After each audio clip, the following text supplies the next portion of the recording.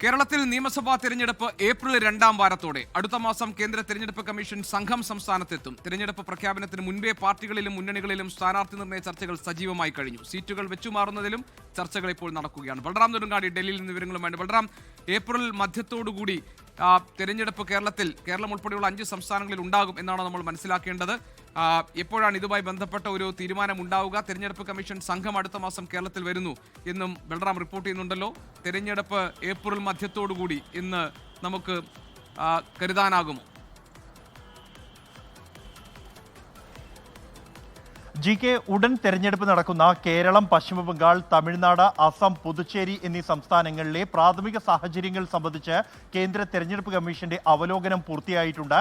സംസ്ഥാനങ്ങളിലെ മുഖ്യ തെരഞ്ഞെടുപ്പ് ഓഫീസർമാരുമായി കേന്ദ്ര ഡെപ്യൂട്ടി തെരഞ്ഞെടുപ്പ് കമ്മീഷണർ ചർച്ച നടത്തി. പ്രധാനമായും ക്രമസമാധാന സാഹചര്യം സംബന്ധിച്ചാണ് അവലോകനം നടന്നത്. ഇതിന്റെ അടിസ്ഥാനത്തിൽ കേരളത്തിൽ ഏപ്രിൽ 2-ാം വാരത്തിൽ തെരഞ്ഞെടുപ്പ് നടത്താനാണ് ആലോചിക്കുന്നത്. ഒറ്റഘട്ടമായാകും കേരളത്തിൽ ഇത്തവണയും തെരഞ്ഞെടുപ്പ് നടത്തുക. കഴിഞ്ഞ തവണ കേരളത്തിലും തമിഴ്നാട്ടിലും ഏപ്രിൽ 6-ാം തീയതിയായിരുന്നു തെരഞ്ഞെടുപ്പ് നടന്നത്. ഇത്തവണ അത് 2-ാം വാരത്തിലേക്ക് നീങ്ങാനാണ് സാധ്യത കാണുന്നത്. മെയ് 7-ന് മുമ്പായാണ് ഈ 5 സംസ്ഥാനങ്ങളിലെയും തെരഞ്ഞെടുപ്പ് നടപടികൾ പൂർത്തിയാക്കേണ്ടത്. ഈ തെരഞ്ഞെടുപ്പ് തീയതി സംബന്ധിച്ചുള്ള അന്തിമ തീരുമാനം എന്നാൽ മുഖ്യ തെരഞ്ഞെടുപ്പ് കമ്മീഷണറുടെ നേതൃത്വത്തിലുള്ള സംഘത്തിന്റെ സംസ്ഥാന സന്ദർശനം പൂർത്തിയായ ശേഷം മാത്രമായിരിക്കും ഉണ്ടാകുക.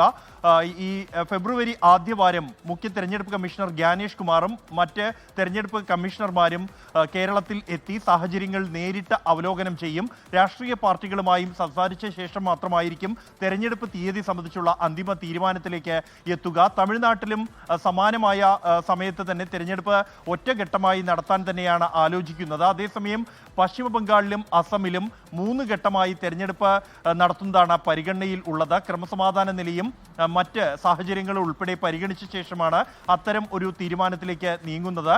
സംസ്ഥാനങ്ങളിലെ സന്ദർശനം പൂർത്തിയാക്കിയ ശേഷമായിരിക്കും ഇക്കാര്യത്തിലുള്ള അന്തിമ തീരുമാനം ഉണ്ടാകുക. മാർച്ച് മാസത്തോടു കൂടി തെരഞ്ഞെടുപ്പ് വിജ്ഞാപനവും മെയ് ആദ്യവാരത്തിൽ വോട്ടെണ്ണലും നടത്താനാണ് നിലവിൽ തെരഞ്ഞെടുപ്പ് കമ്മീഷൻ ആലോചിക്കുന്നത്. GK, ലോകത്തെവിടെയായാലും ഏത് സമയത്തും 24 വാർത്തകളും ഓഗ്മെന്റഡ് റിയാലിറ്റി പാക്കേജുകളും എക്സ്പ്ലെയിനറുകളും വിശദമായി കാണാൻ ഞങ്ങളുടെ യൂട്യൂബ് ചാനൽ നിങ്ങൾക്ക് സബ്സ്ക്രൈബ് ചെയ്യാം.